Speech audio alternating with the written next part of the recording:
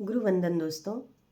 तो आज की ये स्टोरी मैं एक फ्रीडम फाइटर नीरा आर्या के बारे में बताऊंगी। नीरा आर्या कौन थी? बहुतों को पता ही नहीं होगा कि नीरा आर्या कौन थी।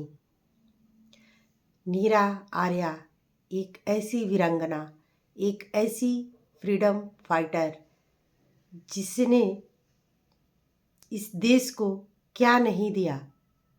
अगर सुभाष चंद्र बोस जी आज़ाद हिंद की स्थापना कर सके तो नीरा आर्या के बदौलत।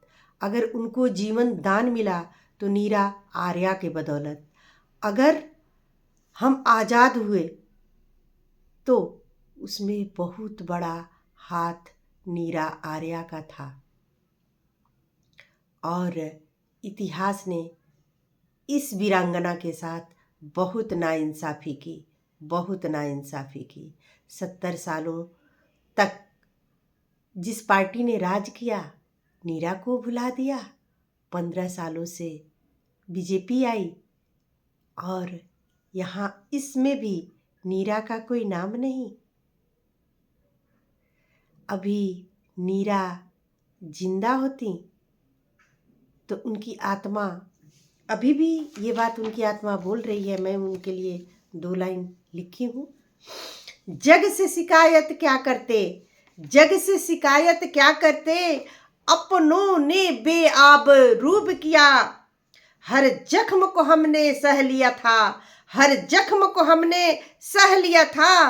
अपनों ने ही लूट लिया, अपनों ने ही लूट लिया। उस वीरांगना के साथ इतनी बड़ी नाइंसाफ़ी कैसे हुई, मैं पूछना चाहती हूँ। हम लोगों के बच्चों को तो पता भी नहीं है कि नीरा आर्या हैं कौन। और मैं ये अपनी आवाज़ जन जन तक और सत्ता में बैठे उन नेताओं तक भी पहुंचाना चाहती हूँ कि नीरा को सही सम्मान दिया जाए। नीरा एक ऐसी क्रांतिकारी जिनकी शादी एक ऐसे अंग्रेज के दलाल के साथ हो गया था जो अंग्रेज़ों की दलाली करता था। अंग्रेज़ों के लिए वो खुफिया का काम करता था, गुप्तचर था अंग्रेज़ों का।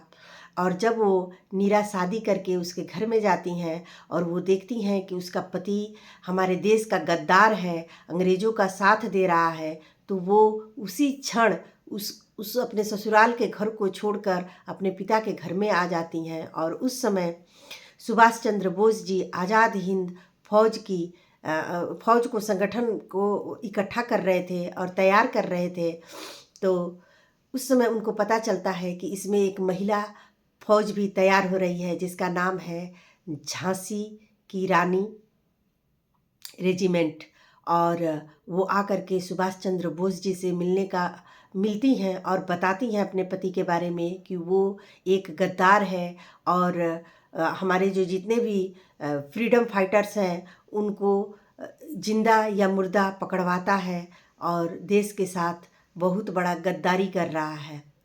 और नेताजी उनको अपने गुप्तचर विभाग में ले लेते हैं, उनको अपने गुप्तचर विभाग में उनको जगह देते हैं।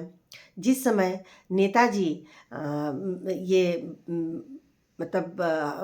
लेडीज़ फौज बनाई थी, उस समय अंग्रेज़ों के पास भी उन लोगों के पास भी कोई महिला रेजिमेंट नहीं था। और उस समय हमारे भारत में महिला रेजिमेंट बना था।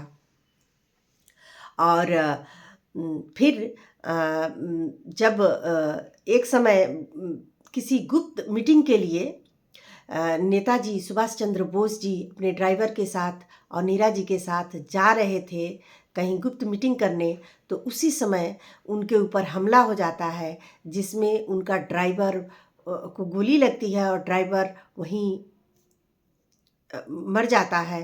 और फिर नीरा जी का सामना उनके पति के साथ होता है, क्योंकि वो नेताजी पर हमला करने आया होता है और नीरा जी 1 मिनट भी ये नहीं सोचती कि मैं किसको मार रही हूँ। वो सिर्फ ये सोचती हैं कि मैं एक गद्दार को मार रही हूँ, और फिर वो चाकू से उसको बार बार भोंक के ख़त्म कर देती हैं और नेताजी की जीवन की रक्षा करती हैं। ये वीरंगना थी नीरा आर्या।